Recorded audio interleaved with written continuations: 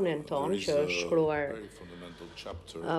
kohë më parë, ka një kapitull që ka të bëjë me mikpritjen. Dhe ai fillon me një citim që thot që shtëpia e shqiptarit i përket Zotit dhe mikut. Dhe kjo fjali është vërtet shumë e thellë. Dhe është edhe origjinë e faktit që ne arritëm në fund të luftës së dytë botërore si vendi që në atë moment kishte më shumë hebrejnë se që kishte pasur në fillim të tij, sepse ata erdhën si miq, të cilët u mbrojtën, të cilët shqiptarët i mbrojtën me jetën e tyre.